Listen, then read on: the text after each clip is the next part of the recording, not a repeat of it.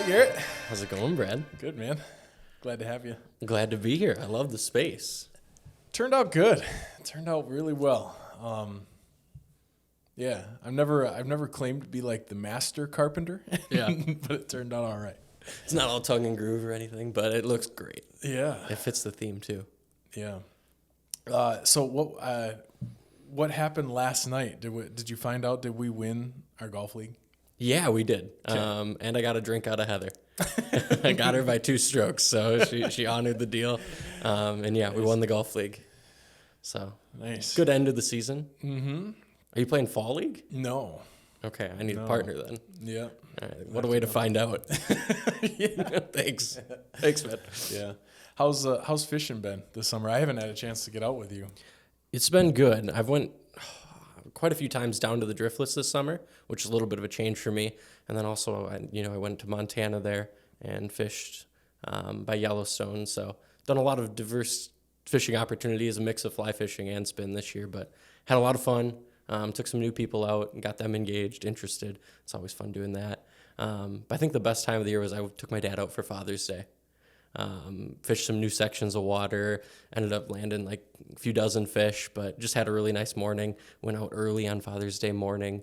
A great way to start the day, coffee in the car, chatting with my dad. So that was cool. That was probably the best time of the year. We didn't catch anything like crazy size. Wasn't coming back with a 5-inch brown or anything out of a stream, but just caught nice brookies and had a good time. Yeah. So You talk about the Driftless a lot. Yeah. I'm excited to go down there. I mean, as you know, just getting into trout fishing, I've always been a bass guy, and you kind of got me hooked on it. What, like for the people, maybe the occasional trout fishermen, or people like I was, like, Yeah. Fished the bay a lot for walleyes and bass and perch, stuff like that. But I had never really gotten into trout that much. Like, what is that area of our state like, and what draws you there so much? I know you go there whenever you can. Yeah.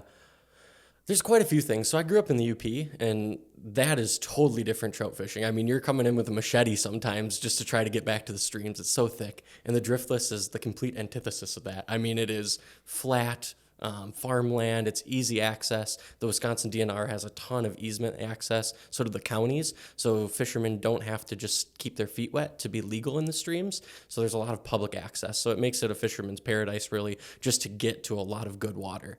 Another thing is the DNR did a lot of restoration work. Probably 30, 40 years ago in the 80s into the 90s of stocking those streams to just rehabilitate them, really. And they have the exact same stream habitat as in Europe. Those chalk streams, those limestone streams, are all spring-fed down the Driftless. So it's literally paradise for brown trout. That's their natural breeding habitat. So the population is just crazy. It feels more sometimes like catching than fishing.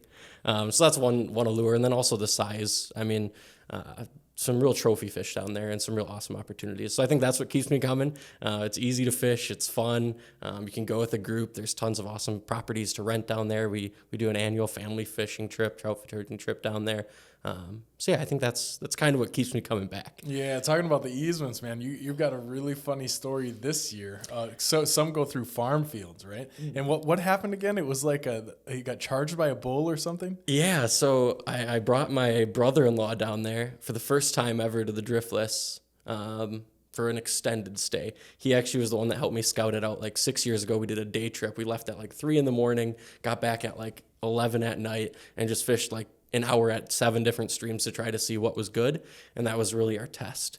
We took him back for the first time for a 3-night stay right before the 4th, and I told You him... waited 6 years until he got back? Well, maybe 5. I don't know the exact time frame, but he's been fishing me a couple times since then, but he was been at college, things like that, so he's a little younger.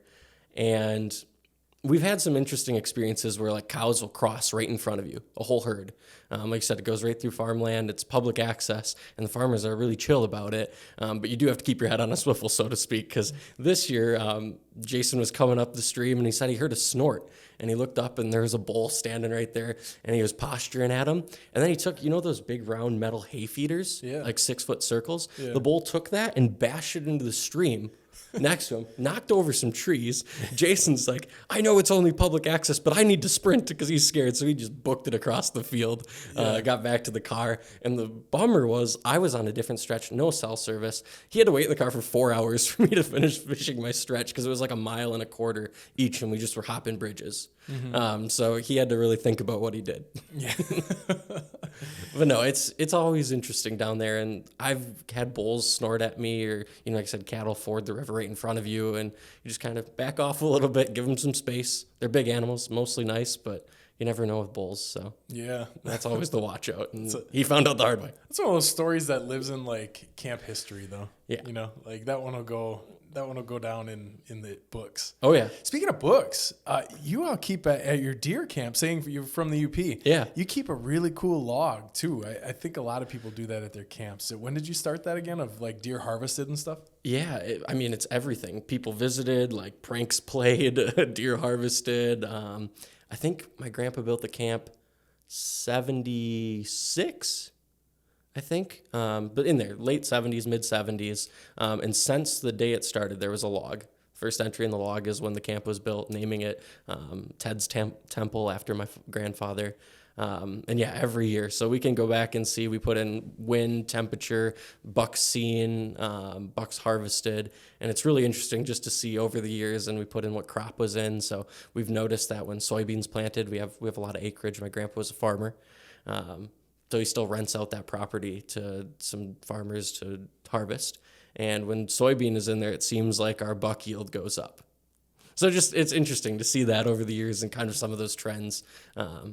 It's fun to keep history, and there's some fun stories in there too. Yeah. Some of them not so legible. Late at night, typical camp. Absolutely. Yeah. Are there any? It's awesome. That's a big part about the enjoyment I get out of hunting is the finding those patterns and learning the animals and spending time outdoors. What kind of patterns have you learned about Wisconsin trout? Like what do you see in that? Like is if water goes down, do you catch more after rains? Like what patterns do you see there? Yeah, well that's complex. That's actually a really good question because it depends too on what type of fishing you're doing. So if I'm fly fishing, it's going to be different. Spin fishing, if you're just throwing a spinner or a streamer, like you're just trying to still hit the holes, whatever, you might target, an upper section of the stream as the summer goes on, and those trout start to stage for spawn in late fall. So they will migrate up towards the headwaters. So just where you're fishing might be different.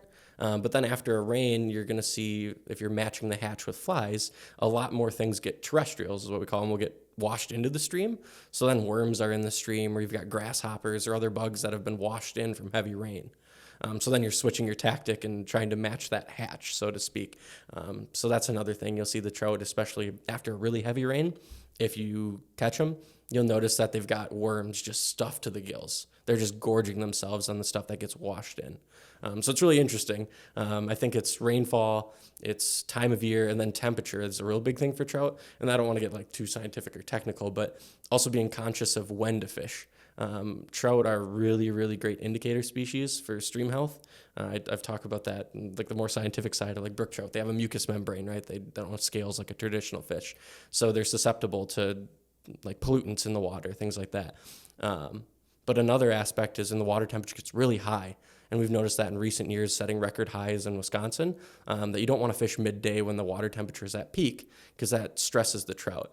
So a trout without stressors, without being caught, can survive up to 80, maybe a brook trout.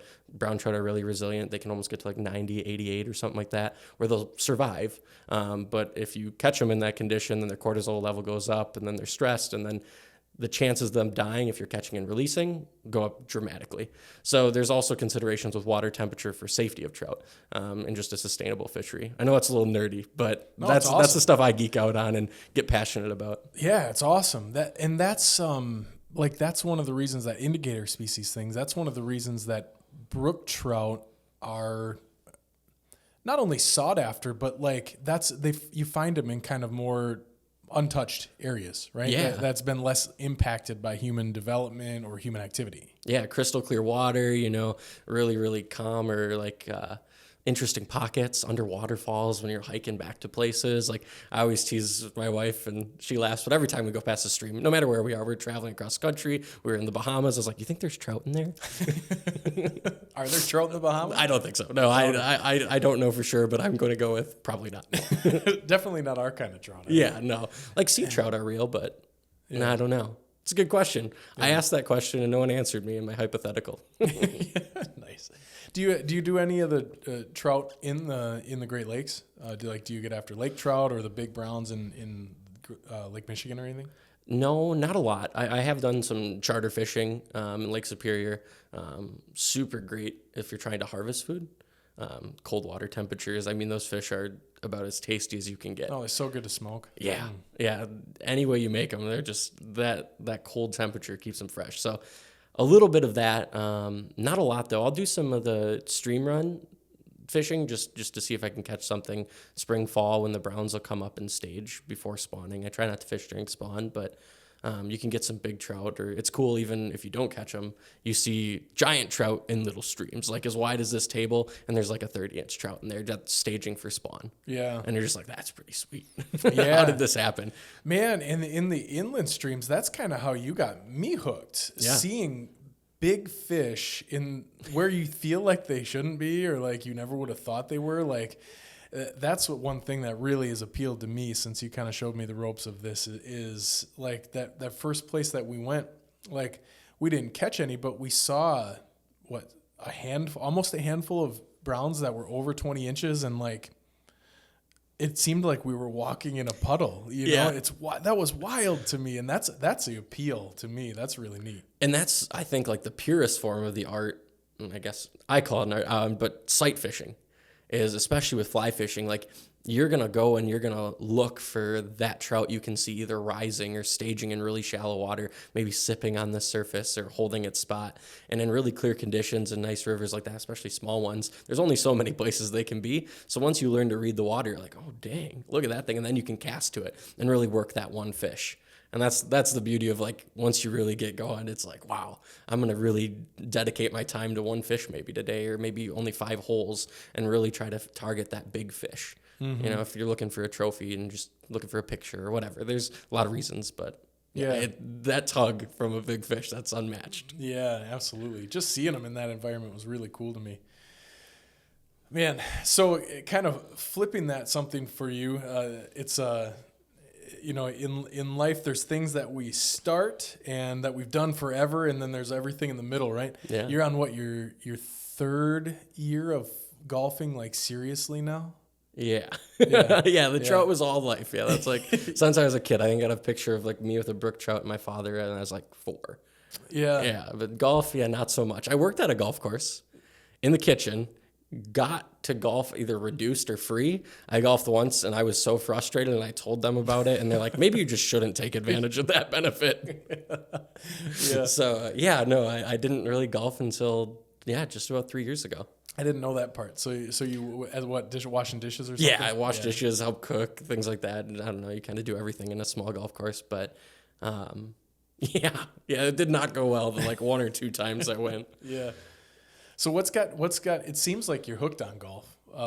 What's the journey been like since starting a couple years ago until now? I think it's the delusion of I could be good. Yeah, that's what hooks you. Like you hit, all you need is one good shot, and everyone jokes about it, right? But Brooke always laughs. My wife, when I get home, I'm like, you know what? On hole 5. Yeah. I birdied it, and that's the longest hole on the course or whatever, right? And then you're like, I hit 2 great shots. Like, I stayed in the fairway, and then you're like, I could do that every time. Mm-hmm. When in reality, it's like, nah, I'm going to hosel it the next time. And on the next hole, I'll probably like 3-putt. But it's that delusion of wanting to be good, or that you put in the time and you see incrementally those changes. I think that kind of answers that question. I think I took it my own way, but I don't know. It's a fun sport, and it's always competing against myself. And I think I always want to improve, right? And looking at it week to week, I don't feel like I am sometimes, and that's frustrating. But I just golfed 18, and I'm not great, right? And I'm a high handicap golfer. I've been golfing for a few years. But I was like, I broke 90 on 18, and a year ago, I wasn't even thinking. I'm like, can I get under 100, right? And it's just to see over time, like, yeah, I'm going to the range, playing a lot of grounds, like, it does pay off, and it's fun to see that improvement. Yeah. Like I said, in the small term, short term, sometimes you don't see that, and then you just fixate on that one good thing and that delusion of I could do that every time. And like, yeah, if I think you tease me and other people sometimes that I have a really interesting outlook on golf. I'm like, oh, it was the perfect line, but it was 20. Optimist. Yeah, you're the eternal optimist. But it was 20 yards short. Well, I try to be. So I think it's that too. It's like, my misses aren't as terrible. I'm not in the woods 24/7. And it's just fun to be out there, and I like to start my days that way. I don't know. I have a membership where I can go out and get a 6:30 tee time. That's back to trout fishing. 3:30. Yeah. Or I think 2 a.m. this morning. Yeah, or this year. That's a whole nother story with the DN. Yeah, we don't need to get into that maybe. But no, so I'm getting up early, and I can even get around in before work sometimes. So I've really been trying to play because I want to be good. I don't like not doing things if I don't feel confident or whatever. So that's part of it, I think, that journey. Yeah, and you talked about earlier like a 10-stroke difference. In 1 year, that's a golfer's dream to make a 10-stroke difference in 1 year. That doesn't, particularly happen a lot. It's one of those slow burns, golf is, that you feel like you said earlier, you feel like you take one step forward and then you can play around 2 days later and you take 2 steps back. Oh, yeah. And and that's the frustrating but exciting part, because then you're like, I got to go back because I know I'm better than that. Yeah. But I might not be. We'll see. Yeah. You never really know. The skill level of golf, or like even when you talk about a handicap's probably the best reflection of it, but it's still not a good reflection of how you are as a golfer, because that day determines how you are as a golfer. It's always different. Like, you can go out one day and even from the range to the round, if you go on I'm not a huge range guy, but sometimes if I have time, I'll get out there and you hit some good balls. You're like, all right, today will be a good day. You get out and shoot 5 strokes worse than you thought you were going to. Or as you've seen, the past 2 weeks, my putter has just went ice cold. Yeah. Ice cold. And I've lost, that's been the difference of probably 4 to 6 strokes around for me, just by not having putts drop. And then things start happening like yesterday, where I lip out 2 that I felt were good. I felt like it was a solid putt, like that's going in, things are right in the ship, and then they lip out. So then where does your golf confidence go, and what happens with the game? That's what keeps me coming back. And that's I don't know, I probably started when I was 10 or 12 or something. And the ebbs and flows that continue to happen are just like, it's a really good reflection of life. Like there's a really cool life adage of like, you've probably heard like ride the wave or whatever. Like, don't try to impact what happens to you, go along with it and react to it. Golf forces you to do that because there's nothing else you can do about it. Yeah, I think especially someone that's been golfing for a long time, like you said, since 10, like you've really experienced all the highs and lows. I'm still on the lows for the most part. Well, sometimes there's those. Say that. Yeah. Well, it's improving, right? Like I'm still somewhere down here on the slope. Eventually, I want to get up here, but it's a fun journey. I'm not disparaging the process at all. It's actually really fun to go out there and just put in reps. There's something about using your hands or anything like that, like just that repetition, and there's some sense of serenity in that, right? And I think that's the beautiful thing about golf. And you always walk, and you always talk about usually you walk. I ride. I'm lazy sometimes.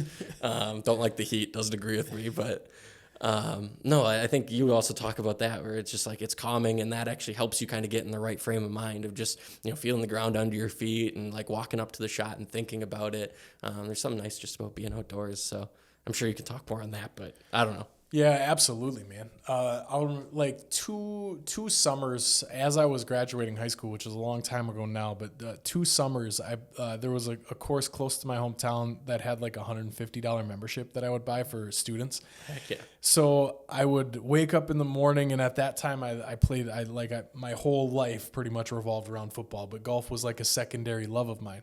So I would wake up in the morning and either do my lift or plyometrics or whatever kind of workout I was doing, and then I would go to the golf course and usually golf 18 to 36. And I would do that still very early in the morning. Like I would try to have that all done by like noon or something. So golf takes a while. But that was one of the most, you mentioned serenity. I mean, that was one of the most like, peaceful routines that I ever had. Of course, there's a lot of less obligations in life at Yeah. that time too, but like it's an awesome feeling, man. Like there's nothing better to me than an early, like getting the first tee time. And especially if there's some dew on the grass where you can see your footsteps walking. Oh, yeah. And then just starting to walk around.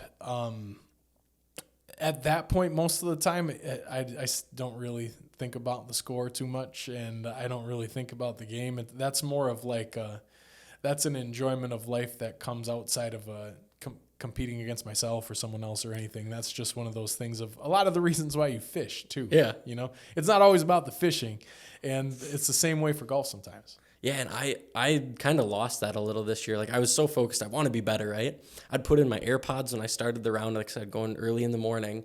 And I did that like 2 rounds, and I was like, what am I doing? Like, I don't hear any of the birds chirping, anything. Like, I need to just take a break. So the last few times I've went, no AirPods, no music. I'm just out there in the morning. I mean, the rounds are quick when it's just you, right, in the morning like that, especially when you got that 6:30 or whatever tee time. You're an hour and 15 minutes or whatever. You're not waiting, right? Yep. But it's a lot more peaceful. And I also found that I scored better, or I just felt more confident because I just felt like I was in the moment. Yeah. I don't know. Like just what you said, just kind of relying on just like the presence and just that dewy grass and the bird song. And I'm not competing against myself. I'm just enjoying it. And then you tend to do a little better when you're not overthinking, right? Absolutely. So yeah. What made you want to start golfing? What made you want to get into it? I think our work league. Okay. That and a really good friend of mine started my wedding, one of our best friends, pretty good golfer, golfed his whole life. I mean, grew up on a golf course and talked about it a lot and how much fun it was. And so I think my first time I was like, hey, I want to do this league at work, but would you give me like a little mini lesson? I don't know what I'm doing. Like I played baseball. I know the swing's not really the same, but it's a hand-eye coordination sport. Like maybe I can figure it out. And it wasn't great, but I made contact, and I was like, yeah, good enough to try this league. Yeah. And I live right next to a driving range, so I put in a lot of time that first month. That just like he gave me like 2 or 3 simple drills, and I was like, I'm going to keep doing these until I can at least make consistent contact. I don't know my distances. I don't know anything. I just didn't want to make a fool out of myself. So I think that was my initial motivation. I was just like, I want to be social. I was hired at my current job during COVID, so it was a really good way for me to know people. Like I knew like maybe 6 people out of an office of, I don't know, like 30 in that area and hundreds at the company. So I don't know. Just like maybe a desire to be more social or get outside in a really weird time. Yeah. I think that's kind of what kindled it. Yeah, absolutely. It's it's a really great the league we play in is a great usher into golf because it's not like people are going out there to be ultra competitive and that have been golfing for a long time. Like there's people that have golfed much less than you and they're just starting, and it's kind of a fun one to start with. Well, it's super competitive. We started that. We won the league. Oh, yeah, right. Yeah. No, super competitive, really hard. We're great golfers. Yeah. No, it is. Actually, that was one of the reasons or one of the things I think kept me around was it was just fun. And like I said, it's a great way to meet people and people of all skill levels. Yeah. And I think that's a really good way to get more people into golf. Because like I said, I think that was one of the main motivations for me. And I don't think I would have gotten into it otherwise. And I'm really glad I did. Yeah. I had a fun conversation a couple weeks ago. Somebody asked me that question. I can't even remember where I was. I was obviously golfing, but I can't remember where. And somebody asked me why I had started golfing. And I can remember it vividly. I never would have started golfing without Tiger Woods. It's so weird to have followed his career trajectory and kind of like as one of my childhood heroes, like follow along with his life and to see like smash milestones and then crash down to as low as anybody can go and then come back and then crash down again. It's crazy, but I'll never forget, like I had paid zero attention to golf as a kid. None of my family were golfers, so nothing like pushed me into golf, and I hadn't really paid attention to it until I started seeing like Tiger Woods highlights, and it made it exciting to me. Yeah. I was always a huge, like, I can never remember not just like loving football more than anything, like watching it on TV and just being completely entranced. I still spend way too much time watching football. But I remember like Tiger Woods bringing an electricity to the game that had always been kind of boring to me. And when I hear you say something like getting people into golf, that's been like a minor passion of mine in my life. Like anytime I hear somebody saying like they would like to try golf, or if they want some like introductory tips or something, like I've always jumped on that, because like it's such a wonderful game that flies under the radar for so many. Although I think the popularity has grown. You know, I mean, if you're a middle-aged dude, you probably play golf a little bit now. But I like seeing other like demographics get into golf. Like, it seems like I don't know if there's a smaller league before ours or something, but there's always seemingly a lot of ladies that tee off before us on the same 9 in our league night. That's awesome. I love seeing that. Like watching the LPGA Tour grow slowly is cool, and like it's a hidden gem, man. It really is. And without Tiger Woods, I never would have done it. So I don't know who that is now. Like, I don't know who's exciting kids to golf. I think it's more probably like YouTube, like influencers, golf influencers have really taken off. Yeah. And I think they've brought a fun dynamic to the game. And I've been introduced to a few different ones, but I think that's another exciting aspect, that golf isn't just a $7 million prize purse and everyone's super serious. And, you know, you can have fun with the game still. And I see things sometimes on social media of like, you know, a 1-club challenge. Can you play 9 holes with only a 7-iron, or driver off the deck for 1 hole only, right? Like, I think some of that silly stuff is just a way to get some eyes on the sport too. Yeah, absolutely. Yeah, and I was just going to ask producer Dan what the name of it is, but there's a TikTok account called Bob Does Sports. Have you? Oh yeah, 100%. Yeah, actually, yeah. Like with Joey Cold Cuts, and like when he would, and some of it's not even about golf, but like a lot of their content revolves around golf, and I could definitely see that. I could definitely see like, you know, a kid my age when I started golfing now, seeing Bob Does Sports. I mean, like, that looks fun. Like, I can hang out with my buddies. Like, he always whenever I think of him, he did like 4 videos in a row. A new restaurant opened in his town, or in his like area that he lives. And they had these good Caesar wraps, and he loves Caesars. If you watch Bob Does Sports, like I'm not maybe that close of a fan. Oh God. And he talked about it, and he was walking around, and he's eating his Caesar wrap, but it started with golf, and that's the home of the content. And like stuff like that is hopefully the next round of exciting, because now sports coverage has evolved to a place that I think everybody sees it, and it commands our culture. Sports does, in a way. Like I was listening to something earlier this week where I'm trying to remember how they worded it, but like it was just it was a list of like influential people in one way or another. And like it seemed like 2 out of every 3 were athletes. And it's weird to think about how that's evolved. So that piece is in place. Now, how do we get it to, you know, somebody that doesn't want to be on the PGA Tour, but they want a hobby with their friends or something like that? No, I mean, I think that's such a good observation. And I think it's interesting that you said, like, you know, most of the influential people are athletes, but it makes sense too, right? That's who gets all the screen time. Mm-hmm. Like you said, it commands our attention. Our culture revolves around sports. We have so many sports analysts, like shows, and I love it as a sports nerd too. Like it's fun. But I also like other people that are in the space, like Bob Does Sports. And then I know like there's Good, right? That's a group of younger guys in their young 20s. I think that inspires a lot of young people. I don't know. There's just a lot of really cool influencers in that space that are doing good things. Yeah. I know that sometimes influencer can be a dirty word. That's just monetization or what the goal is, right? But there's also some really great things happening. It depends. I think you can tell motives really easily. I think you can tell motives and like reasons for making the content. Like some of the stuff you look at and scratch your head and it's like, goodness, that makes money, but it does because it gets views. Yep. And then there's other people that do things just because for the love or the want to do something. Mm-hmm. It's interesting. People keep asking me like why I started the podcast, what was in my mind about it. And I don't have a great answer yet. I just like talking to people. So I don't know. I don't have a great answer, but yeah, you like talking? I know. And I don't know. I don't know, but I know it's not. I'm probably not going to make millions of dollars, but if I did, it's cool. Yeah, But man, I don't know. Speaking of sports talking heads too, I saw this morning. You ever see that that old clip where Richard Sherman was on First Take and just laid into Skip Bayless about Yes. like, I'm better than you at life, Yes. Skip Bayless.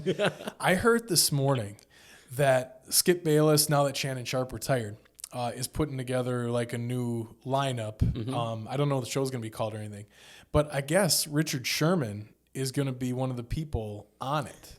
Like, it seems like he's going to have like a First Take vibe, but Okay. like rotate through people. And I'm not a First Take fan. I'm not a Skip Bayless fan. I think that like knee jerk reaction is the type of content that I don't like. Like, I like authentic, true content, like not the shock value, like, oh, I think the Cowboys are the best and this is why.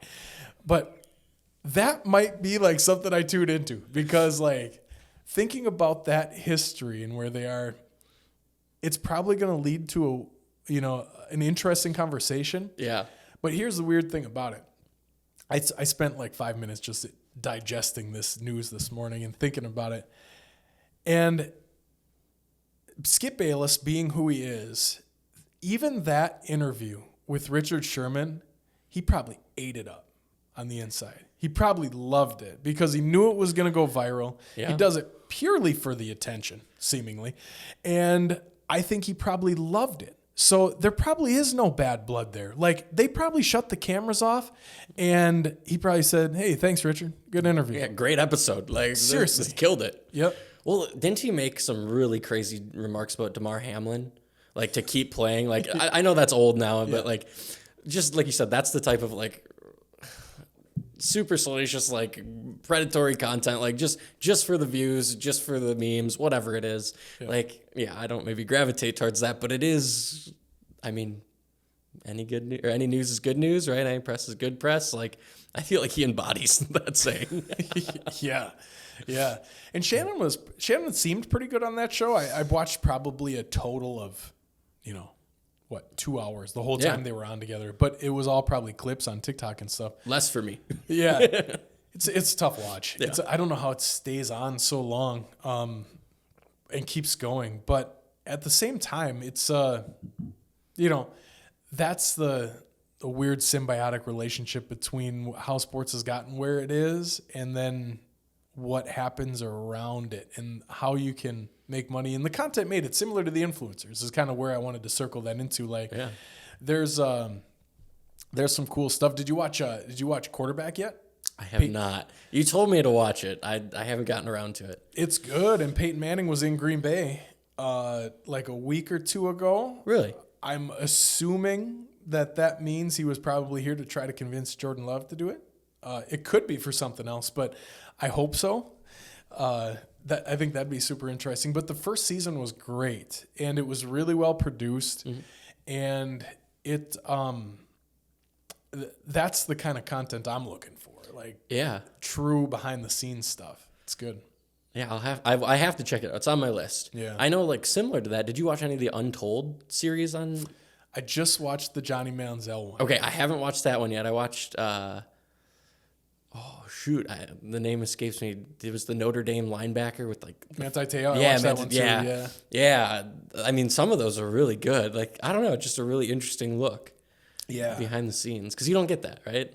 As a fan, we get the polished view that, the press team has approved, or like, the really glamorous, like the highlight reel, right? And I feel like that's a lot of social media now is just, it's a highlight reel of your life, right? You can't live in 30-second clips. There's a lot more that goes on in your day, but it sure looks good sometimes.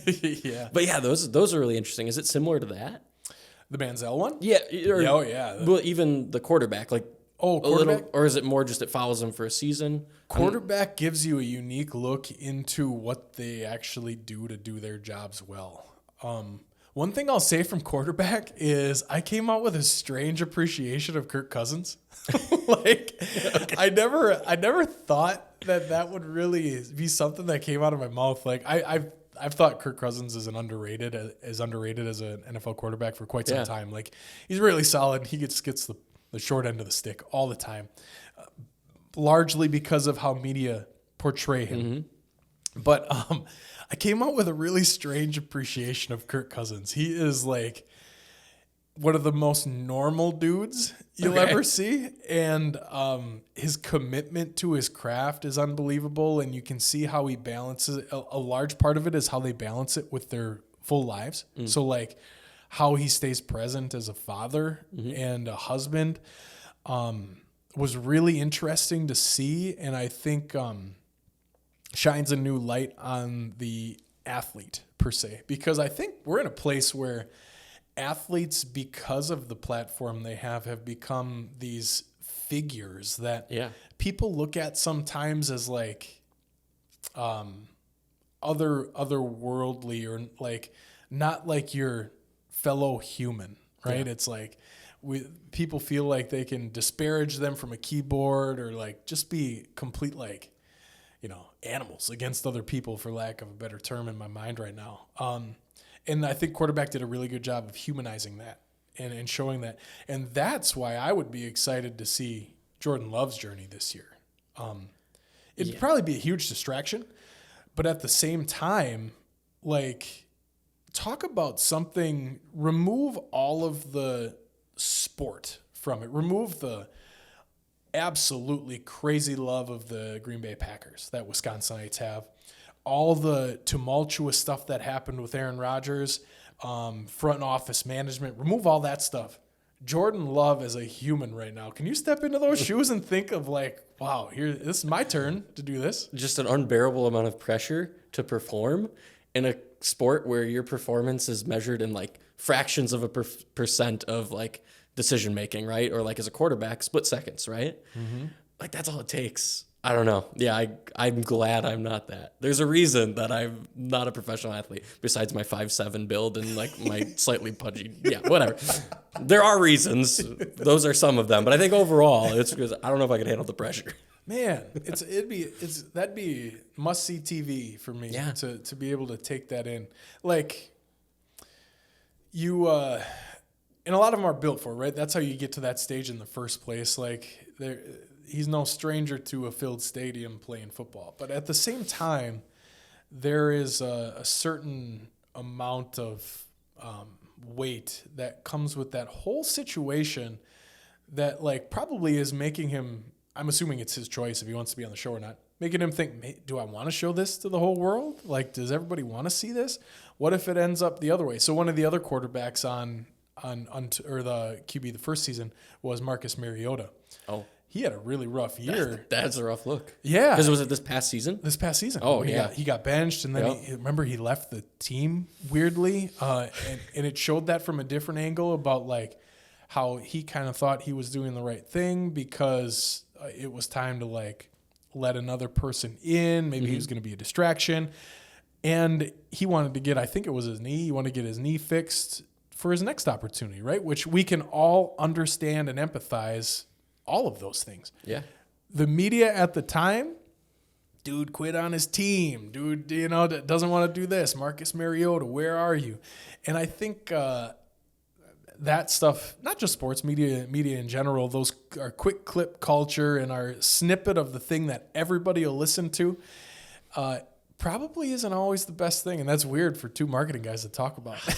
Well, it's context, right? Everything we say is in context. Yep. And social media does a great job of removing that context because the context doesn't get clicks, right? Him abandoning his team because he has a knee surgery doesn't sound good.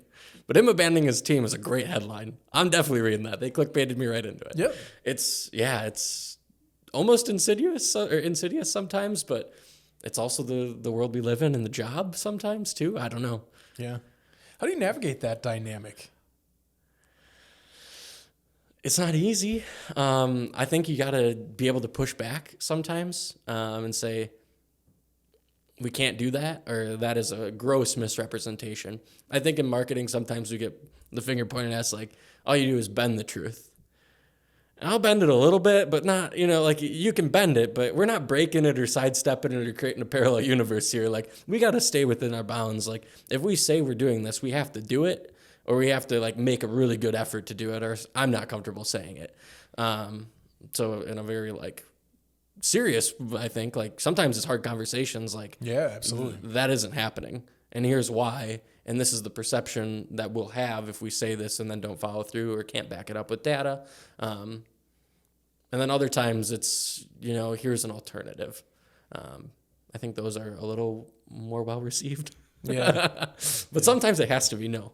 Yeah. Or it has to be like, let's look at some guiding factor. If there's an institution you're working with, like their values, is there something you can lean on to be like, hey, we stand for this and this is definitely not that.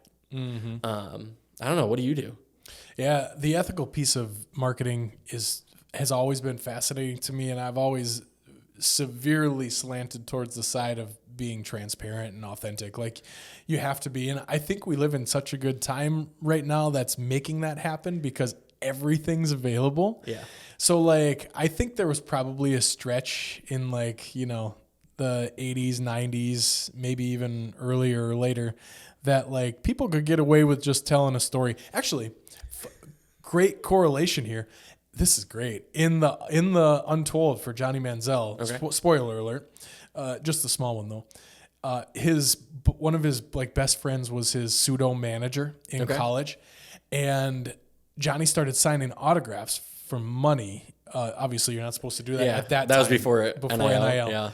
And his buddy crafted this whole PR story about how Johnny Manziel came from oil money. Yeah, I remember that. Yeah, and that he did. It's not true. It's not true. So it was just from like autographs or like other deals that he got on the side? That's where he got the money. Like his family has some money, yeah, but not billions of dollars of oil money that was said.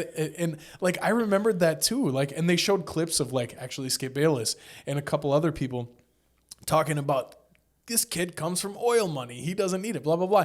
It was all fake. It was all a crafted narrative. Just so he wouldn't get busted for spending like copious amounts of money because he's getting it from these. Yep.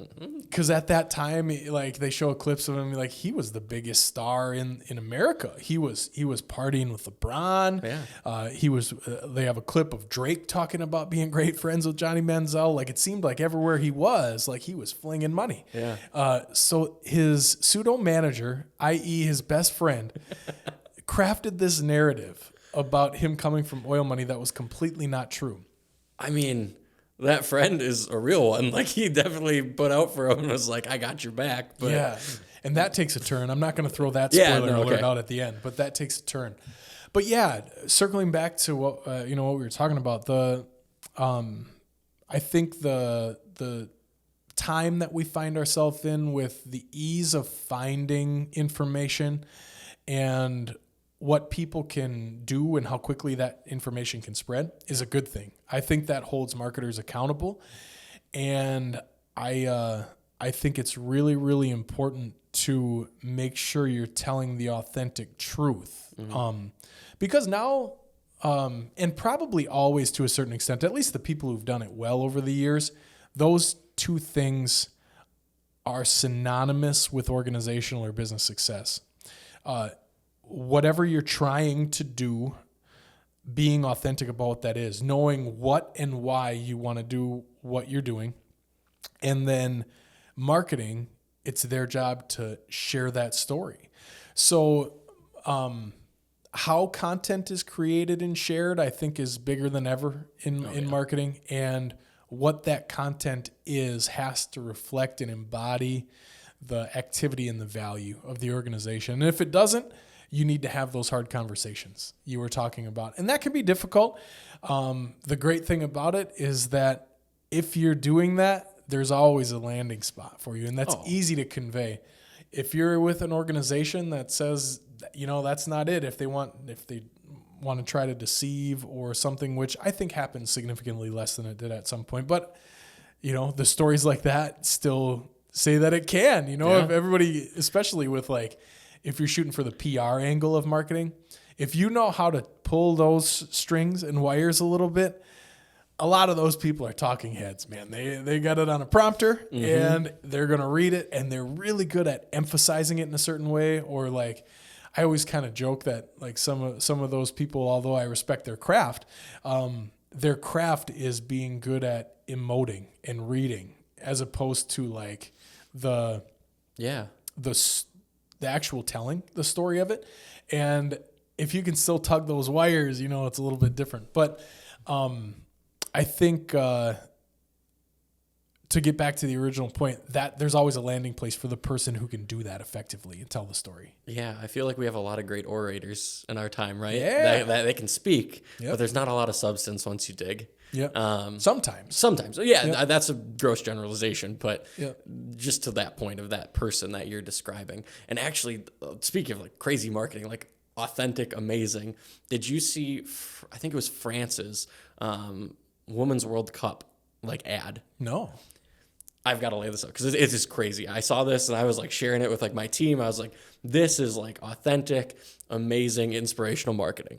So they had a whole like highlight reel, like maybe a 15-second montage of, it looked like the men's team, their best plays of the year. And I mean, like bicycle kicks into the goal, like they're doing like some crazy stuff, just amazing. And I'm not a huge soccer football fan, but I was like drawn in. I was like, yeah, this is a sick highlight reel. And it says like, this is why we support. And then in French, it was the men's team. And then it showed, but really, and it was all edited. They were all highlights from the women's team. And they just edited it, they do in post, to have the men's faces on them. So then it went through the highlights, the real version, and you're like, oh, dang. Like, this is like, they got us, but I'm in it now. I want to watch. Like, it was just so authentic, and like, we shouldn't just care about men's sports. Like, this is a big moment for our country, and there was so much national pride, and like, so just, it was such a great idea, so well executed. I was like I said, I had to share with my team. I was like, you guys got to check this out. So that was sweet. That's great. I'll have to check that out. So what they do, they like superimposed or change the visuals to men's bodies? Yeah, they in post, they change the faces and like everything. And then you find out, right, that the big reveal is, this was the women's team all along. And you're like, why would I care any less about these highlights objectively, right? Yeah. But men's sports are bigger, right? It's a bigger market. Yeah. So they were just trying to feed on that market. And like I said, super well executed, and all props to the women's team. I mean, obviously they're super talented, and like the Women's World Cup has been interesting to watch. I got up early one night. So I got like 1 a.m., 3 a.m. for us. I haven't watched any. Oh, yeah. Well, didn't turn out great for us. Yeah. If you didn't miss. So you got up early to watch the U.S.? Yeah, just a little bit. Or like, was it the one they lost in the round of 16? No, it was the last pool lost, right? play. Okay. Yeah, they got in, but their last pool play when they tied? Yeah. And then they like looked like they were happy about it. Like, yeah, I don't know. I know there was some controversy about like sportscasters like berating them for celebrating, just making it like you should be dominant. And I actually don't mind that. I think you need to keep people honest. And if you're like, hey, like, in a competition, you celebrate the winner. This is the World Cup. You don't get participation trophies. I don't know. Is that really bad to call out? Like, yeah, I don't think so either. You play sports to win. Yeah. Yeah. There's a lot of. That's why I play. Yeah, and it's completely fine to do so. I don't know much about the conversation, but it sticks in my head because I saw it like yesterday or the day before. My wife likes watching that. I think it started off as YouTube content, and now it's on Hulu where they eat like the hot wings and he interviews celebrities. Hot Wings with Sean Evans, I think, right? I don't know. Is that what it is, the hot wings? Yeah, where they eat the hot wings, and there's the it's across the table. But Terry Crews was on there, and Terry Crews, I was just like in passing. I didn't watch the whole episode or anything, but I saw Terry Crews, and he said something about he doesn't believe in competition, or he doesn't believe in competing. And I've heard others say that. I don't know like the methodology behind that. I'm sure there's like more than just that concept, like that comes into existence from somewhere. I don't know if you've ever heard of that, but I don't know. I like competing. I enjoy it, and I think there's a certain amount of that scenario is kind of weird because like they did make it to the next round, although they were the glaring favorites. They didn't lose, and that's a weird thing in soccer because you can tie. That's a weird thing in general. Yeah, but I mean, I don't think I've ever been excited about not losing. Right. Like that's. Yeah, you made it. Like, that is good, right? You made the cut. You are advancing. Granted, you didn't make it any further, really, realistically. Like, had you played another game or not, you still went home well before you probably should have. Yeah.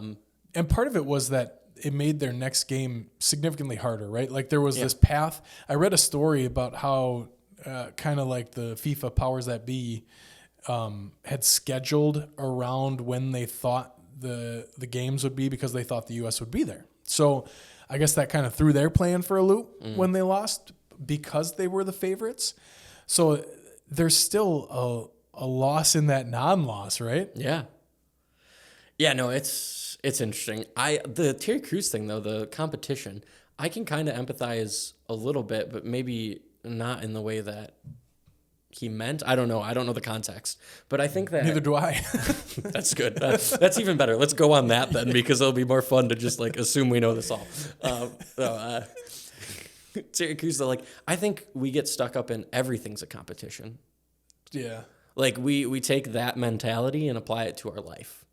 Like you don't have to win every argument. You can disagree. And that is totally acceptable, and you can give a valid reason and talk to someone, and if they don't see eye to eye with you, like at least they have a new perspective maybe when they go and analyze their side or their belief, and they can say, well, he brought up an interesting point, or they brought up an interesting point. Or even in the workplace, right? You don't have to win. It might be you need to accomplish a goal or you have to do your job, but that doesn't mean that you have to beat other people or put them down to do it. Granted, that's the extreme case, but I think there's something to be said for that mentality, and that might be just being optimistic or whatever that looks like.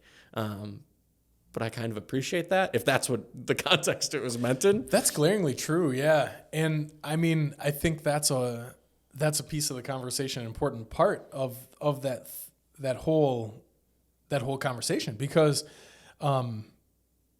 there's a place for competing. So when I say that, I mean, I should say I like competing in sports. Yeah.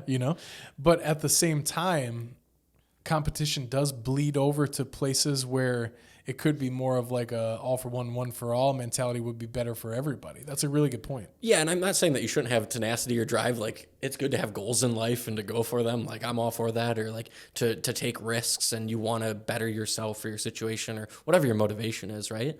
Like, that is amazing. I think those are all admirable. But yeah, to what you're saying, like that, let's collect around a goal and accomplish it together. That could be missed sometimes in that competition. I don't know. Like win a 9-hole golf league. Well, I mean, not to toot the horn. Yeah. Well, but if the horn could be tooted. I think we should mention it at least 3 more times, just so they know. I'll wear a medal from now on, just a winner. Actually, I haven't been too insufferable at home about that. I'll have to really dial that up this weekend, make sure Brooke really gets the brunt of that one. Because Brooke has a competitive drive, right? You said she's quite the competitor. Definitely more competitive than me, but she's also more athletic, so I think like her skill cap is higher. Like I'm probably getting close to mine for most things, like, but she's very athletic. She's very driven. So I think that also is like, she wants to be good at everything, and she's willing to try and get there. Like she'll put in the work. Like we just got a mat for our backyard so we can hit golf balls in our backyard, and you can hit a full sand wedge, and that's it. That's how much yard space we have. And then we have a net and stuff like that so we can hit some other clubs. But she's every night out there practicing her swing. She got a lesson. Like, it's awesome to see and also to share in that journey. And it's fun that now I don't know if this is fun, but now I get some critiques. Like, when I got my instructor lesson, you're not really doing this the right way. And I'm like, I was self-taught and it goes straight. So like, well, mostly straight. Well, 3 out of 5. I don't know. There was one yesterday that went almost 90 degrees right. Yeah, well, that was one. You're allowed to have one bad shot around. Yeah. That was bad, though. That was like bad. I haven't done that in a while. Yeah. It almost was like a boomerang. I thought it was going to start coming back, actually. But no, so that's fun to share in that, passion or sport or whatever. So yeah. Before we move on from the marketing stuff too much, I wanted to talk a little bit about, I've been intrigued. We've talked a lot about like how we both got to where we are in our careers and our educational journeys. Yeah.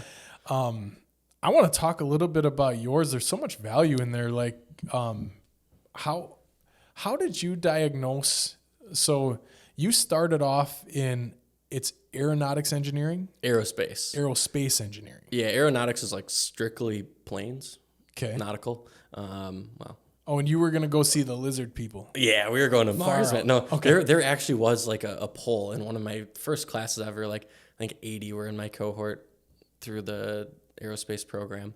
And how many people want to go to Mars? And like, I was one of only 3 that didn't raise my hand. I was like, I kind of like Earth. But yeah, so aerospace engineering, it was, I mean, there are focus areas within there, but it was anything from, you know, fuselage build for planes to rocket propulsion to supersonic math, which after like Mach 5 and 6 gets really wild. Not even going to try. Yeah, no. So yeah, I started. That's a term, like supersonic math is something that's. Well, the math models for supersonic speeds. Okay. What happens in colliding particles is like really hard to model. Flight is hard at really fast speeds. We'll just end it at that. Like, there's a reason like the Blackbird, our best stealth fighter ever, made like Kelly Johnson and Skunk Works, would fly at like 80,000 feet. There's a reason that it would leak fluids when it was on the runway, because the friction when you fly that fast causes everything to expand, so that would close up the gaps in the fuselage. That's crazy. So like just the what happens with friction and air and aerodynamics at high speeds is crazy, mind-boggling. Like shreds planes. So yeah. Anyway, that's not what you asked, but that's just but a still, tangent. no. Yeah, I wanted to wild. talk about all of that because it's clear that you're clearly still passionate about it at places, and it's something Yeah. like you keep your active pilot's license. I know that, so we'll probably talk about that a little bit too. But like, I think the very unique part about it, like a lot of people go through that, right? That transition of, you know, trying to figure out what you want to do and then ultimately landing somewhere for a little while, and then you probably change again as you move on. But I think the really interesting thing about yours is that you're still passionate about it and you know a ton about it, and you did it. Like a lot of people in that scenario. So like, to take my scenario in your example, like there's no way I was going to keep doing it because I just stopped, you know, like I just stopped, and no one was ever going to let me be an engineer because I stopped trying to be an engineer. You were like 3 years in, you had passed all your classes. You did a good job. Like, of course you did. You're an extremely smart individual. You passed all your stuff, and then 3 years into the thing, you're like, I'm going to be a creative writer. Like, that's really unique, man. Well, I mean, so I didn't really know. So it starts further back, like high school for me. I was good at math and science. I didn't have math classes I could take at my high school. Like dual credit really wasn't an option in the UP. It wasn't a very well-funded school. So they're just like, well, you're good at math and science. Like engineering is the logical path. A buddy of mine was a year older, really looked up to him, super great guy. He's an engineer, super successful now. And I was like, yeah, like he's doing it. Like I've been in all his classes. Like I'm going to do it too.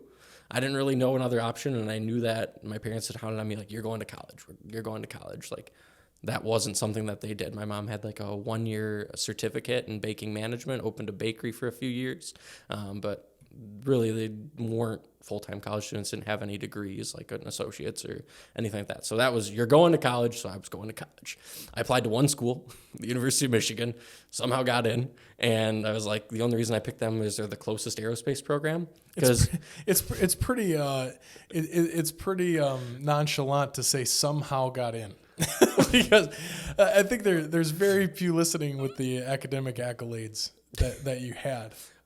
Maybe, yeah. I was involved, but I wanted to go there because the next closest school is like across the country for aerospace. And the reason I wanted aerospace is because I Googled at the time what the high-paying engineer was. Yeah. Because, of course, if I'm going to be it, I want to make money. So I was like, well, what's the highest paid one? Like, yeah, why not? I could, like, do that. Yeah. So I wasn't, like, super passionate about, like, planes or anything until I got in one. And then between my freshman and sophomore year, I was able to knock out my whole pilot's license. And I was like, yeah, flying's cool, but I don't really like the engineering part. Yeah. Like, had internships, didn't like them, had a few of them, worked at a startup, which was really cool, fast paced. We were consulting, but it wasn't something that I could see myself doing. Worked at United Airlines, a big company, saw that side of it, and I was like, I don't want to do this for the next 30 years. And I had, at that time, I was working towards a minor in the history of ancient or philosophy of ancient religion. And I did a lot of writing and just like, I mean, what do you think you're going to write about when you're talking about that? Like, it's silly stuff. Like, if you actually look back at it, you're like, this stuff's been argued about for like 2,000, 3,000 years. I'm not adding anything new, but it's fun. It's like a mental exercise. And I was like, I really like that side of like writing and just engaging. So I started like looking up things and Yeah, I don't know. I took a creative writing class at another college, and I was like, oh, this is fun. Like, I like storytelling, I like speaking, and I was like, I like all of the things that this encompasses, and I'm not terrible at it. Like, let's go this way. I don't know why. I think it gave my parents a heart attack, like, lost a lot of scholarship money. Like, that was also, I think, a decider was my scholarship was engineering specific. And I wasn't able to afford or going to afford going to the University of Michigan without a scholarship. So if I got out of engineering, and I probably didn't advocate for myself, I probably could have talked to people about finding other money. Like, that's one thing that I've learned now is that there's a lot more help. Like, I just felt helpless. I stopped going to class my last semester. So I passed every class until that last semester. I ended up skipping a final for one. So to set the record straight. Okay, so there was a fail. Yeah, Okay. yeah. But if you don't go to the final, it's a little tough. But at that point, I decided that I wasn't going to be an engineer. Yeah. And I didn't know how else to do it because I was too immature besides I failed out. Yeah. Like, I didn't know I could just switch because college was my goal and I was told I was going to be an engineer. And I was like, yeah, I'll be an engineer. And I didn't know there was an alternative, or I felt at the time like that's so stupid. Yeah. It's stupid. Like when I say this out loud, but that's really like what I felt like, and I needed that to spur me in a new direction. Yeah, absolutely. So that's how I got to creative writing and then marketing. Yeah, and well, identifying that is awesome because that the process there got you to somewhere that you were happy about. It's funny because the overlaps of our two stories are nearly identical. Also an engineer or prospective engineer. Prospective engineer, academic scholarship only for engineering, and failed out unknowingly at the time, probably on purpose. Yeah. Didn't have the capacity to identify that yet, which is a whole nother conversation, right? Because like we think about talking about the Johnny Manziel Untold, that's a 20-year-old kid making grown person decisions. Same thing for us. You know, I was 19 at that time. I wasn't in a position to have the ability to make the decisions I needed to. Yeah. Which is a large reason about why I decided to transition careers, even a little bit later in life again, because I wanted to do something where I could help people in that situation. Because there are so many ways out of that situation other than that exit. But at the time, I can completely understand what you're saying. The way out is to say, oh, couldn't do it. Yeah. Failed. Just couldn't do it. When really could have done it, didn't want to do it. Yeah, not passionate. Couldn't even muster the gumption to be like, just get this one more assignment done and go to the exam. Mm-hmm. Yeah. So I mean that's fascinating, but like the identification factor is key about being able to pick out what you did actually like, and move on from that. And then who knows what the next thing is? It might be something completely different. But that skill, that ability to be able to identify that stuff, I think comes with a certain level of a combination of experience and maturation, right? And experience is a large piece of that, like you said, high schools in smaller towns, you're good at math and science. Here's what you should do. Nothing against that person. That's probably that's the best advice they could give. That's the same exact stuff I got. You're good at math and science here. You should, engineers, and I was always relatively decent at communicating with people. So it was told to me, if you can be an engineer and communicate with people, you can make a lot of money. So same thing, like engineering managers in your future. Like you've got all these things. Like also probably the only guy in engineering that got a philosophy minor and like was trying to do writing on the side, but that's neither here nor there. But same thing. It's like, the path is made for you. Like not only are you an engineer, you have a personality, which I take exception to. I have a lot of friends that are engineers, have great personalities. 100%. They're just maybe not as outgoing all the time. Like I don't have an off switch. Yeah, or they communicate a little bit differently. Yeah. But absolutely. I agree. I agree wholeheartedly where they get kind of undersold at times a little bit. But man, you think about that journey, and everybody goes through it. So I thought it was important to dig a little deeper into what we've talked about. Yeah, and I think what I've learned since and over the years now is taking that time from identifying I don't like to taking it's terrible. action and shortening that as much as possible. Yeah. Because it was probably a year and a half where I was like starting, like my grades, I was still passing, but now I'm, instead of A's, I'm at B's. Or like I'm not putting in the work, I'm not going to the labs anymore. Like I just knew the minimum to get by because I was already like, I don't like this. I was so disengaged, but I didn't know that I should switch. And over time now I'm like, okay, I don't like something. I can either stop, I can change something, or I can go in like a new direction. There are options. And shortening that time from identification to action is like something I really strive to try to be mindful of when I encounter situations like that. Yeah, absolutely.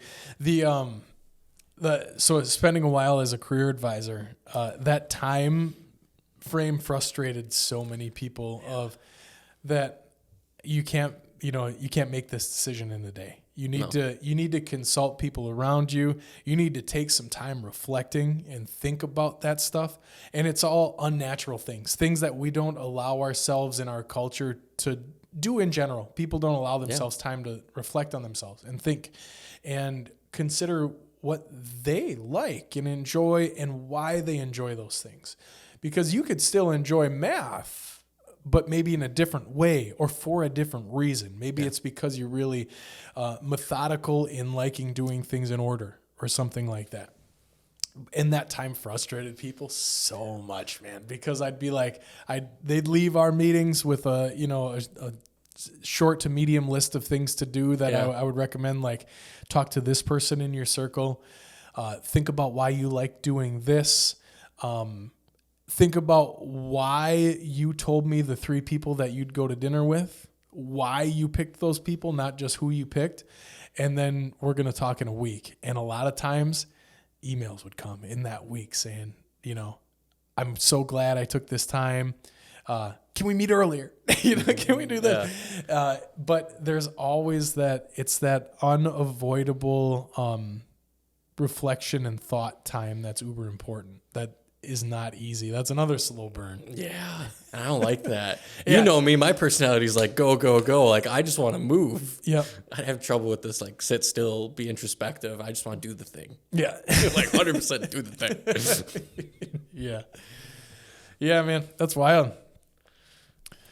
Boy, we could go a lot of different directions. What do you think about this table? I like it. I was wondering if we could count the rings and figure out how old I am, or how old is that? Might be that math part coming out though. Like, I like to quantify things, but it's sweet. We could probably estimate, if I do, this is 5 rings. So if I do 10, 15, 20, 30, 85, 40, and they get tighter in the middle. So I think you're probably at a pretty good guess. I bet it's between 80 and 100, I would say. Yeah, that's impressive. It was massive. It was weird buying this because I bought it. How do you find this? Yeah. Well, that actually is a good question. Really good question. I was looking for a unique table for the podcast, and I knew I wanted it to have something to do with maple. Like I wanted it to be made of maple. You're a maple syrup producer too. Like you well, get not to the scale as I learned some lessons from you. You have an operation. Just you have good equipment too. I mean, equipment makes a huge difference to cut down time. Yeah. I knew I wanted it to be something to do with maple. So I was searching for, and I've always loved live edge stuff like this. But I was thinking more along the lines of like, potentially I would cut down a tree that was, nearing the completion of its life or something and make a table out of it. And I found this from a really cool dude just south of Green Bay, a ways, kind of in between like Green Bay and Oshkosh geographically. And he had a different one that was really unique looking. It was significantly smaller than this, and it was completely done. And we had sent some messages back and forth. He was like, I got some bigger ones too. So I was like, okay, let's see what you got. So he sent me the pictures of a couple, and there was this one that from the picture looked massive. Like, okay, got to see that. Relatively impulsive. Yeah. So drove down there the next day, and like this thing was sitting there. And I didn't really explore the opportunity. It was unfinished at the time. Okay. It wasn't done. It didn't have the epoxy on. It had this big gap in it. Oh, that's filled. That's filled. Oh, okay. Yeah. And this is some character. Yeah, absolutely. I've seen some things. Yeah.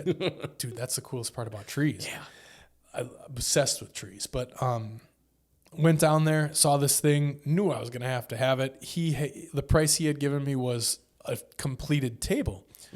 And my mother-in-law's husband is relatively handy with this kind of stuff. So I said, what would you part with it for just the stand and this big chunk of wood?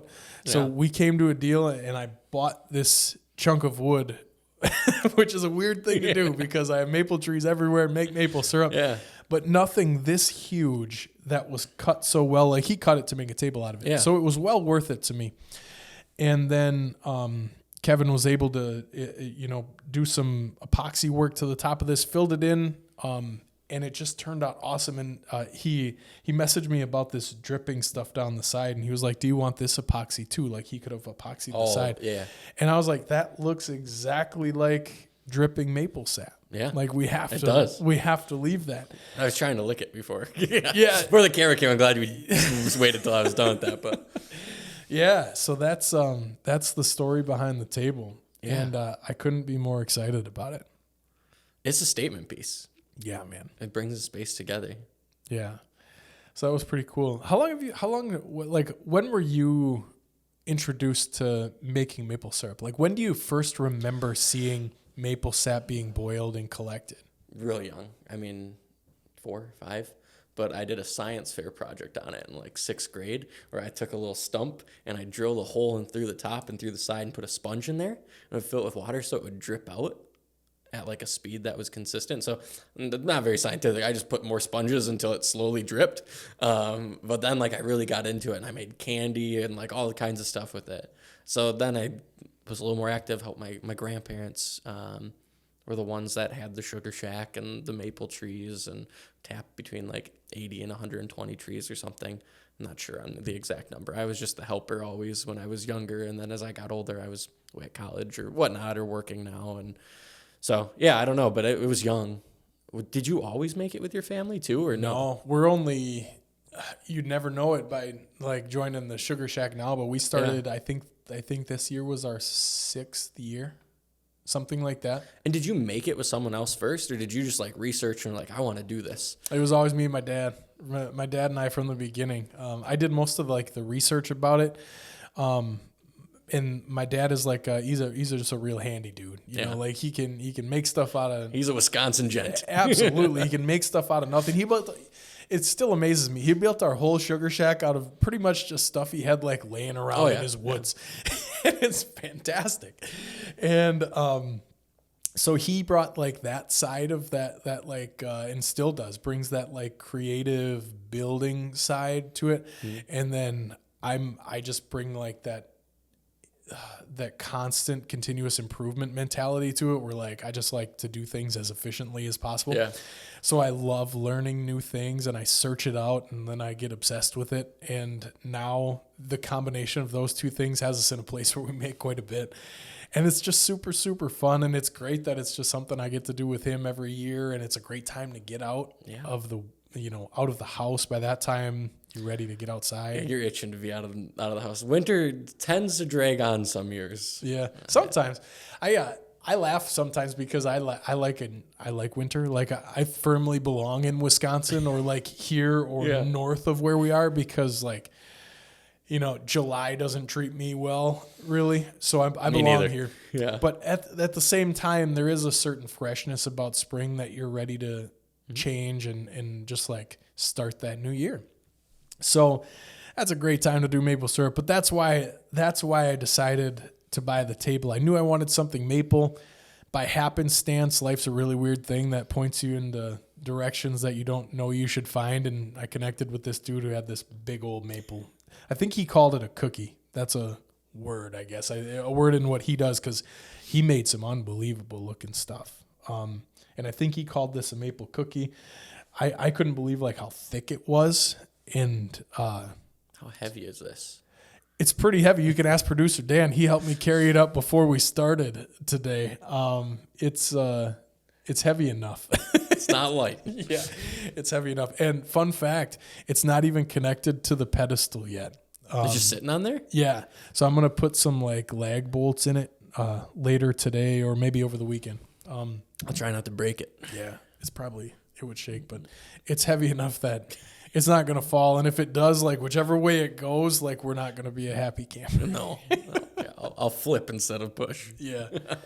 Yeah. So you all, you talked about maple candy in there. I saw something cool. This was years ago, and this is something that's like floated to the back burner for me. But what was your candy process? Like, how'd you do it? So take the maple syrup, bring it inside, and then put it on the stove to get it really, really hot. I don't remember the temperature. It's been a while now.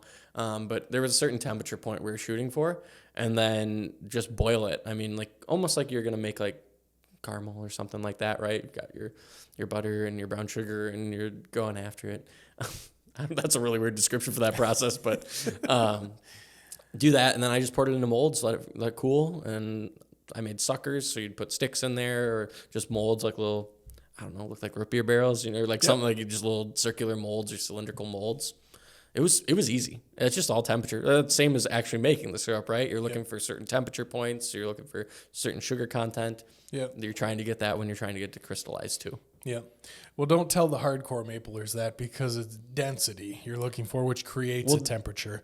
That's sugar content, though, as a measure of density, because it's the amount of sugar content per whatever instrument you're measuring. A lot of people go wrong because the temperature can be different even by the day. Yeah, well, that's barometric pressure, like all of that. Yeah. It is more nuanced than I'm making it sound. I'm not trying to disparage maple syrup makers or enthusiasts.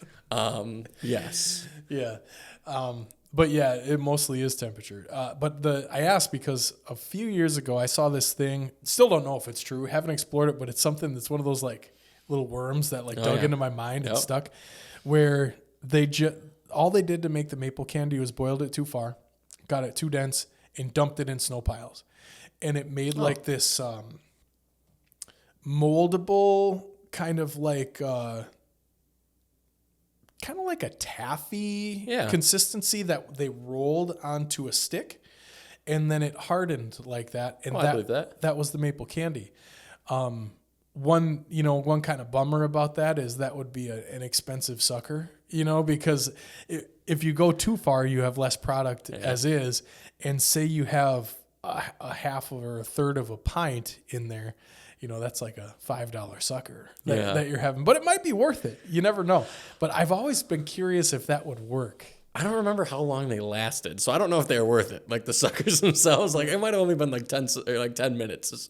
I don't know what your price point for 10 minutes of enjoyment are of maple syrup, but depends on the day. I think that would work, because have you ever seen like people like with the taffy hooks? Because that'd be the same concept, right? Yeah. How fun does that job look, dude? I could do that for a while with the taffy hooks and doing the different colors. Does sweat make it taste better? Because I would not be cut out for that job unless they have like a whole sweatbander on my forehead and like a catcher under my chin. Yeah. It would be extra salty, that taffy, I'm telling you. They'd be like, is this like salted caramel? And I was like, no, that's a Garrett. That's a Garrett product. Man, that's where saltwater taffy comes from. That's disgusting. That could be. But because it's got to be hot, right? Because it's warmed, but it's cool to a certain temperature where it's still pliable. Yeah. Because when it fully cools, it gets pretty hard. Yeah. I don't think I could do it. I think the radiant heat, I would turn into something disgusting. Yeah, you do get moist. Thanks, I think. My sweat glands work. I think we talked about that one time. You came and played basketball a couple of times, and that's an untalked about advantage in basketball. No one ever wants to guard the dude that's slippery all oiled dude. Up. Yes. Shirts versus skins. I'll be skins all day, even if it's not like I'm not peak Garrett physique right now, but I would do it. Because, you can't. You try to put a hand on me, like hand check, like, right past me. It works. We all know it. Like, that has definitely thrown me off my game in playing pickup ball, where, like, if someone slimed right up, I'm not coming. Like, I'm going to do the Olay. You can go right by and I'll try to block you behind. I'll try to swipe as you pass, make it look like I tried. If I don't get it, your big man downstairs problem, because I'm not trying to play that game and, like, No, I sweat a lot. I don't know if it was like that's why I was conditioned growing up, and my dad was always like, I can't take more off. Y'all can put more on if you're too cold. And that was our house motto. So we always kept the AC low, and I like that to this day. Like, me and heat, not really matching. Oh man, my wife's in the same boat. Samantha says the same thing. She likes a cold house, and we didn't think about like buying a 2-story house. How the second story stays a little bit warmer to where you have the thermostat set. Yep. She doesn't. Bedroom on the first or second floor for you. Second. Yeah, it's a tough look. We got the same situation. That's how I know it's a tough look. It's like, I'll go sleep in the basement tonight. Yeah, absolutely. Man. Yeah, the weird things that our bodies do. All I can think about now is the taffy making process. Like I've seriously thought about that in my life. Like, does that kind of like work ever appeal to you, where it's more of like that you can see an immediate product from your output of the day? I just had a conversation. It was a few months ago. I had a conversation with one of my engineering friends. He's a computer scientist, does a lot of code, and he's like, you know how hard it is to develop a product that you can never touch. Oh. And I never thought about that job specifically, right? But then I started thinking about even, marketing. Like, I get to read what I write or other people do. So there's like sometimes something tangible, or there's a magazine or some publication. Like, that's cool, right? But I'm not building anything that will be useful as a physical commodity. I'm not saying what I do isn't useful or beneficial at times. I do it because I think it can be, and it is. But the fact of building something that you can like hand to someone and be like, here, enjoy this thing, seems awesome. And I wish sometimes that I did. Like, sometimes I think about just the gratification of even like, I like messing around with some carpentry, like made a nice headboard for Brooke and I with switches and lights and all this stuff. We can plug our phones right into the headboard. We've got, it's nothing crazy, but now I get to see it every day. I'm like, yeah, like we use that. Like, that is such a benefit. Like, that has some great features that we didn't have before. So yeah, I can identify with that. Are you in the same boat? Like, there's such an appeal to it. Yeah. There's such an appeal to it that like I make it a point to do stuff like that because I have to get that outlet sometimes because there's such an appeal.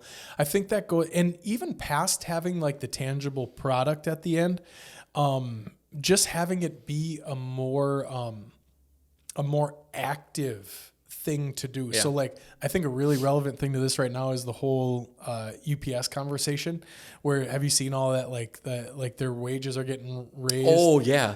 Which is awesome. Like really livable minimum wages now for full-time, like high salaries, right? Super high salaries. Yeah. Full-time UPS drivers, I think they're raising it to like $44 an hour from like 40 or 41, something like that. And one, there's a couple layers to that conversation that we could talk about. But one, it's weird to me to see the people comment to like the web trolls, comment on that stuff and say, if they make 44, I deserve 54 because I do this and I do that. It's like, well, that's a really weird thing. Like, I looked up how much money UPS profited, and it's plenty. So they're doing just fine. Why can't the employees have some of the people actually doing it? Which is awesome.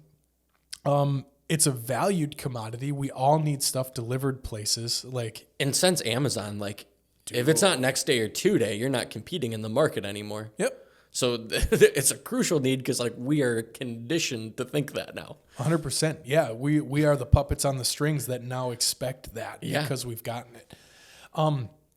But we can maybe talk about that more in a second, so I don't forget what I'm getting at. But no, the aspects of that job, the actual job, thinking about doing that all day, has a certain appeal to me.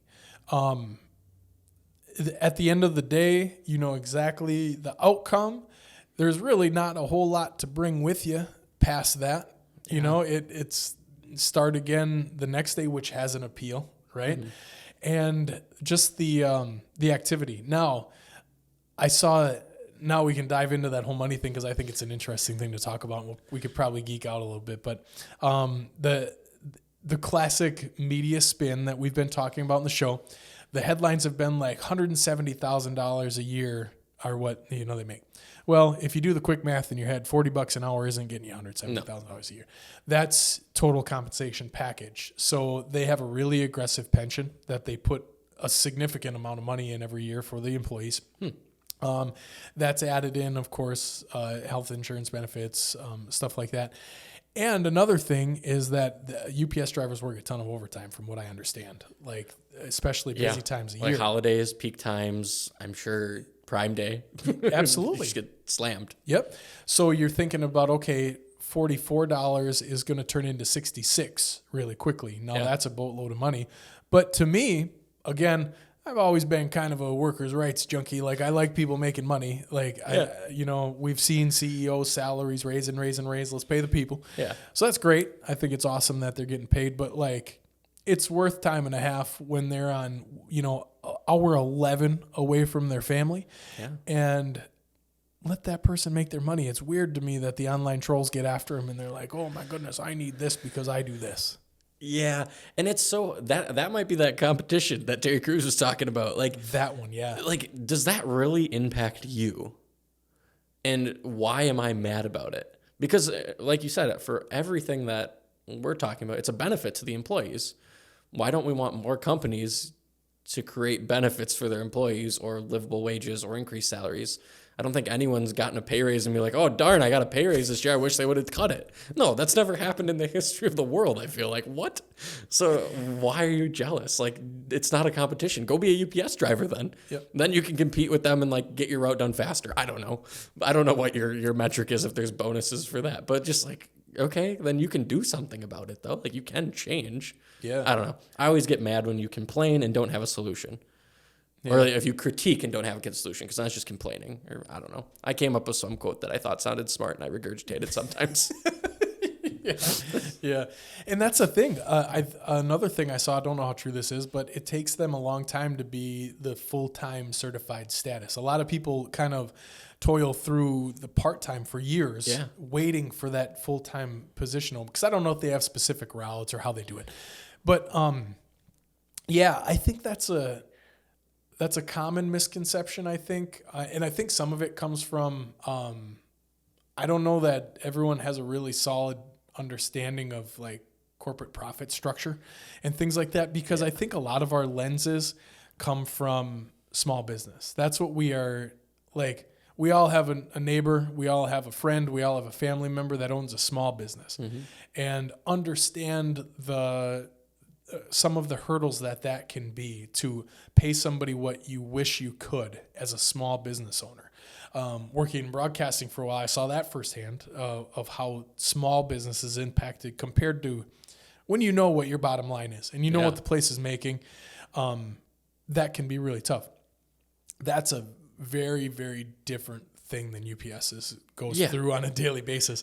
And they've made the decision to treat their employees well because they know it's going to end up good for business in the long run. We hear about everybody, this war for talent, struggling to find people. I guarantee they're not at a loss of applicants to be full-time delivery drivers. No, I mean, if you can increase your wages by, what is that, 10%, a $4 increase at $40 or something like that, who's not going to take a 10% increase? Yeah. That's unheard of, I feel like, in, like, besides, like, maybe where you have big bonus structures and day trading or something like that when you're hitting quotas or sales. But in a regular 9 to 5, or maybe in this area 6 to 2, like in manufacturing, you're not seeing that year over year. You're seeing your cost of living increase, and if you're lucky, and it might not even keep up with inflation, especially these last few years. Like, good for you. UPS. You said UPS? Yeah. Okay. Yeah. No, I'll have to look into that. I feel so uninformed. Man, but to kind of get back, that type of work, there's a draw to it, and I think that outlet comes out, for everyone in different ways, probably. Yeah. Tell me about that. So you made a headboard and you put outlets and stuff in it? Yeah. Well, it works. It has I put a power strip on the back. And then I ran chargers that came out. And so there's individual, like, instead of nightstands, they're built into the headboard. There's little shelves. And then they have little chargers that sit in a little adapter. So you can just plug your phone right into the headboard flush with it pretty much. And then you've got your phone charging, and then we've got individual lights with switches right on the side. So, like, I read a lot. It's something I really enjoy. So if I'm reading at night, I can just toggle my switch on and off just by reaching over. I don't have to go flip a switch anywhere. So everything's wired so it comes directly to your side.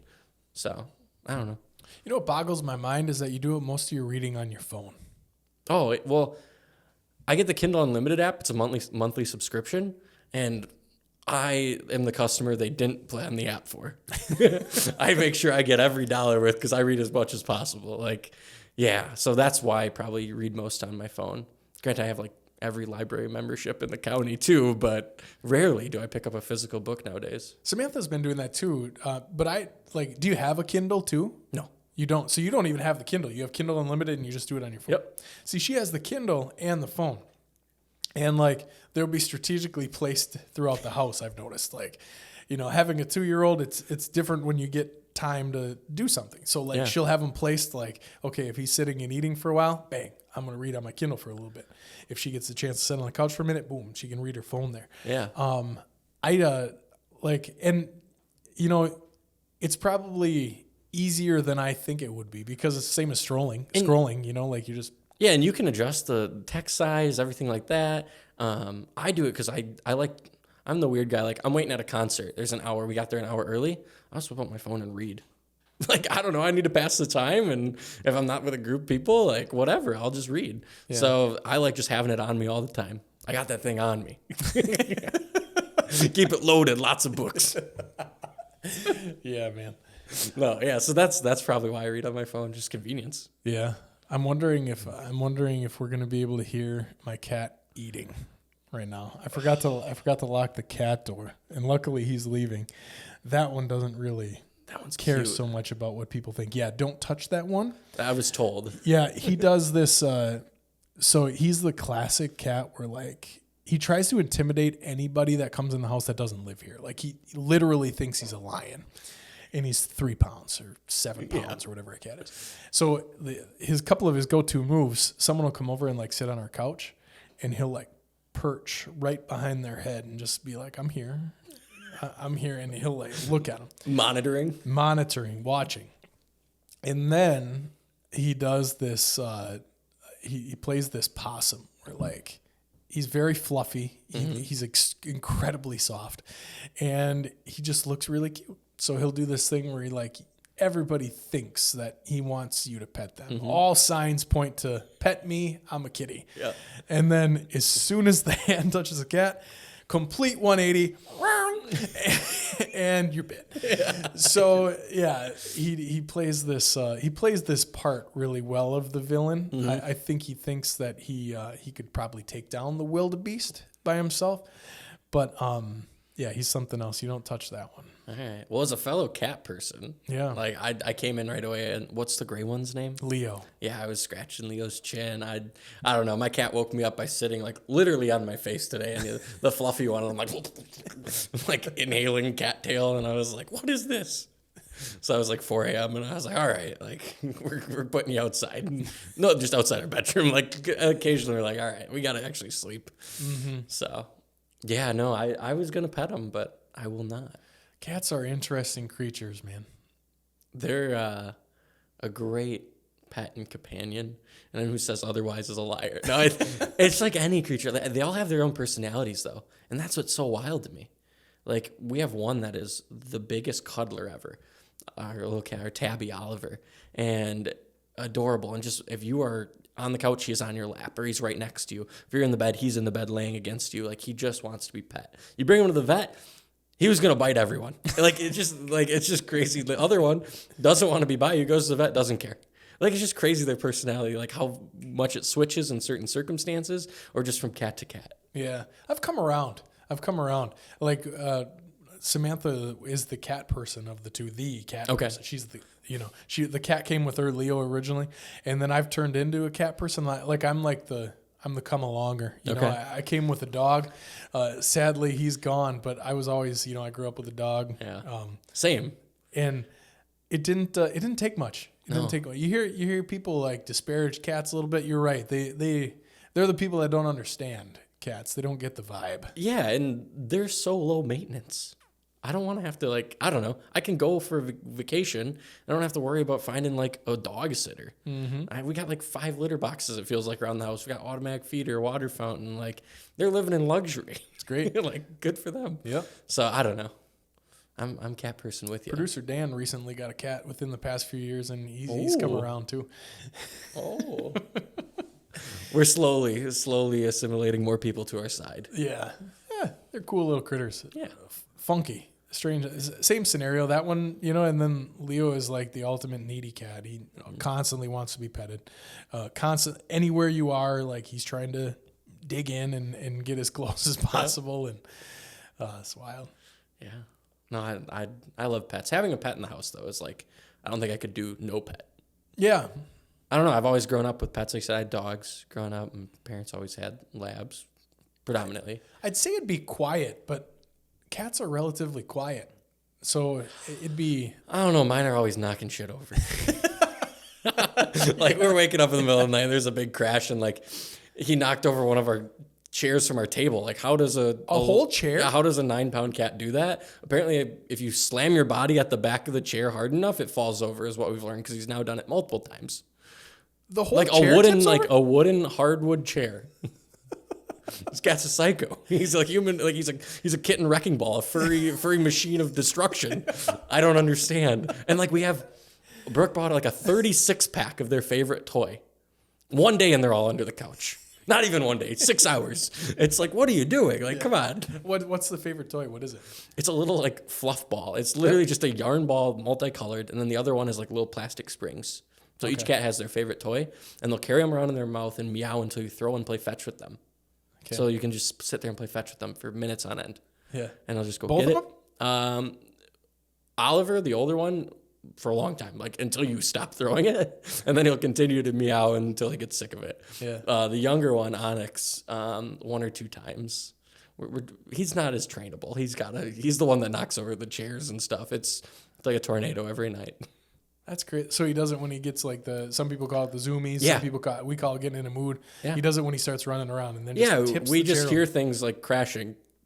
We don't know what they are because we don't have that many things like out in our house. Like it's just my wife and I. Like Brooke and I don't have that much stuff. I feel like, but it's a good thing you don't like have your address outwardly. It'd be easy to break and enter. Oh, just Oliver, just the cat, or just Onyx, just the cat. Yeah. I mean, we do lock our doors, but he might tear someone up though. He's a little psycho. He really is crazy.